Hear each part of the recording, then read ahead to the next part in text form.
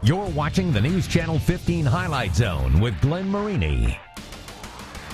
Sports coverage you can count on with the Highlight Zone starts now.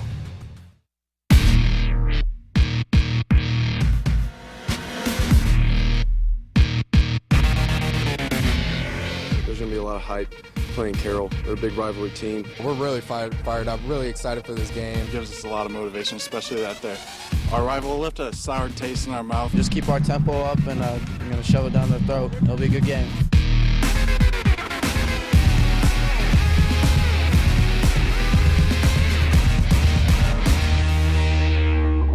Some big talk as we welcome you to the All Hallows Eve edition of the Highlight Zone. The only thing scarier is that a loss would end your season. No tricks, all treats when it comes to sectional play, as sectional semifinals for all classes except 6A. But that is indeed where we're going to start tonight with a fun-sized night of football at Dean Gorsuch Field. Joe Whalen spent the evening there and has more on the game. Joe. Well, Glenn, nothing fun about the weather, but the biggest treat up for grabs tonight, a 6A sectional title. Carroll and Homestead meeting in a rematch of a Week 7 matchup in the regular season.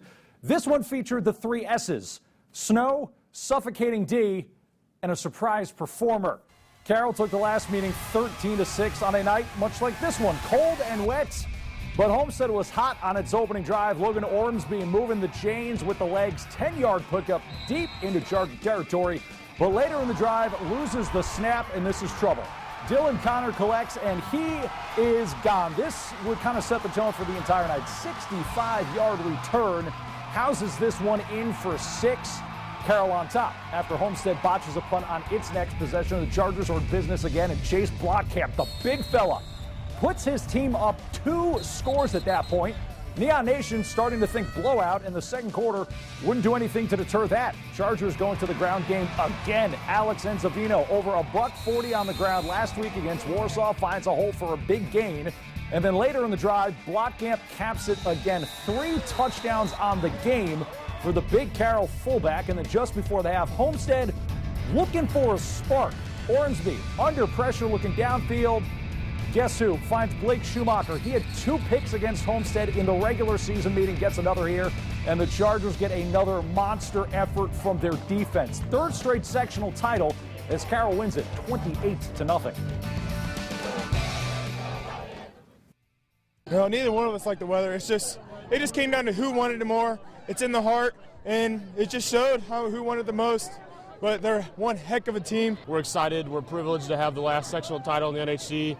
And, we're just going to go out to the SAC next year and try to get us another one. You know, it's a great tribute to all the kids, everybody that is involved, coaches, everybody that has a direct connection to the program. It's a great testament to the commitment by all.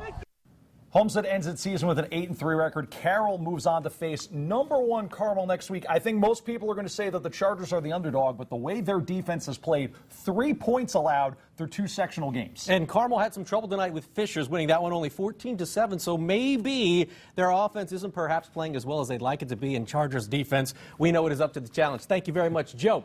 How about 5A football right now? They get right into the semifinals because they had a bye week last week. It means Northside at Wayne. Generals only beat the Redskins by a point during the regular season. First possession for Northside, they fumble. Austin Yarborough scoops it, 34 yards for the score, and just like that, it's 6-zip Generals. Northside, you see the snow coming down. They had trouble hanging on to the football early. Anthony Neal, Johnny on the spot for the recovery. But when is a fumble not a fumble? When you've got Keon Powers. Watch this. Drops the ball on the turf, picks it up, looks like he's going to lose about 5 yards, spins out of it, touchdown. He went for 284 yards on the ground, 5 touchdowns, and Wayne does have to hold on, but they do beat Northside 40-35. So who are they going to face next week? Snyder at Huntington North, and a little thriller action going on. And you know what?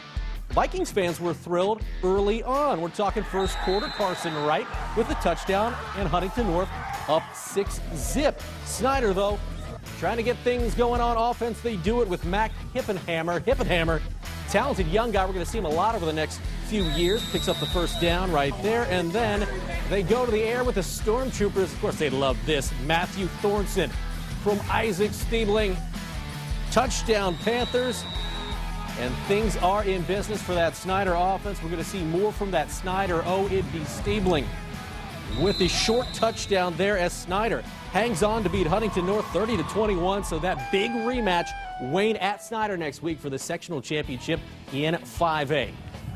Moving on to 4A, great matchup in sectional 19. We're talking Northridge and East Noble. Raiders shut out Dwenger last week, doing it on offense this week. First possession, Cam Ridenour in, scores 7-0 Northridge, and rushing was the theme of the night for the Raiders. Travis Schlebach around the end, scoring easily, and it's 14-0 Northridge. But East Noble maybe using the win to its advantage. Harold B. Wolf, the senior, deep to Jake Torrey. He hauls it in for a 66-yard score, cuts it to 14-6 at that point, but that was it for the Knights scoring in this one. That Raider defense, we told you how they pitched that shutout against the Saints last week. They'd only allow 6 against East Noble. This is Ridenour again as Northridge goes on to win big at East Noble 51-6. Those Raiders must be pretty darn good. Taking a look at the other game in the 4A Sectional 19 semifinals, it's Leo over Northwood. The Lions, Craig Kloffenstein, throwing for 2 touchdowns, rushing for another as Leo beats Northwood 28-7. It means Northridge will be at Leo next Friday for the sectional title in 4A Sectional 19. 4A Sectional 20, Columbia City at New Haven. The Bulldogs beat the Eagles 42-21 in the regular season. No score in the first quarter in this one. Second quarter now, it's Trevor Bolt to Dane Aspel, and what a combination they've been over the last few weeks. 7-zip Columbia City in the lead. Right before half, it's New Haven. They would knock this field goal through, but we've shown you all the scoring in this game. It ends in a 7-3 game. Columbia City goes into New Haven and beats the Bulldogs 7-3. Big win for Brett Fox and those Columbia City Eagles. Up next in the sectional title game for that Columbia City team would be either Marion or Norwell. We pick up the action in the first quarter. Norwell getting the run game going. Pearson Harnish picking up one of a couple first downs on the Knights' first drive. And then Jake Ashelman runs it into the end zone. 7-zip Knights in the courtyard, and they were feeling good.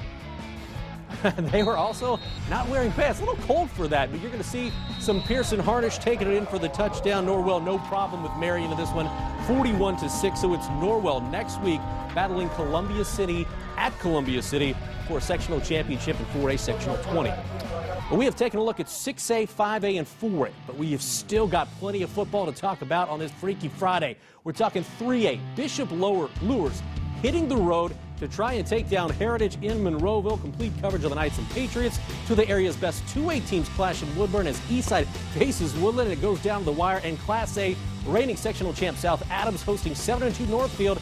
We also got trips to Garrett and to Bluffton. Up next in the Zone. Don't let the